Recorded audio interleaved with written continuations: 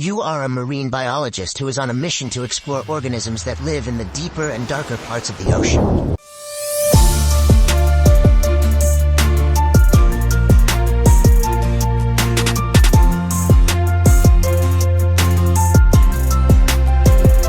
As you prepare to dive, your ship's object detection system starts beeping. Something within the water is approaching, and it's really fast, and it seems like it's a Megalodon.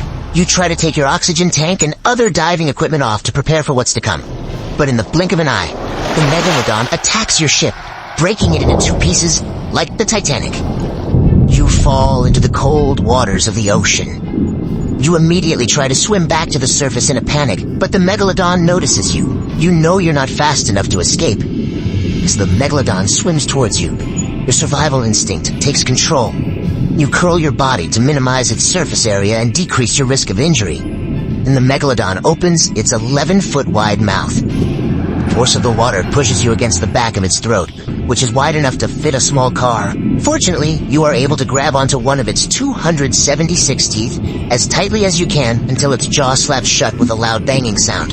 Thanks to that, you don't immediately end up in its stomach. You are in its mouth, standing on its tongue, which is almost larger than a couch. With panic, you try to push your way out of its mouth, but its jaw muscles are extremely strong. You start waiting for it to open its mouth on its own so that you'll swim out. But when it finally does, the water pressure is so strong that it even pushes you further back from its throat. You try holding onto the roof of its mouth, but it is too slippery for you to get a grip on. So you finally end up in its stomach. It's so dark inside there. While your eyes slowly adjust, you start hearing its heart.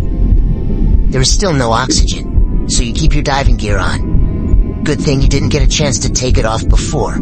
However, if you were able to take your snorkel off, it would smell rotten due to the methane gases. You start looking around and see the stomach is full of the remains of the Megalodon's previous meals. There are skeletal remains of fish and sharks all around, and even other divers who weren't as lucky as you. Fortunately, the wetsuit you're wearing is super protective. You start feeling more pressure around you, which means the Megalodon started its descent deeper into the ocean. The rising panic causes your muscles to twitch. You start feeling extremely exhausted.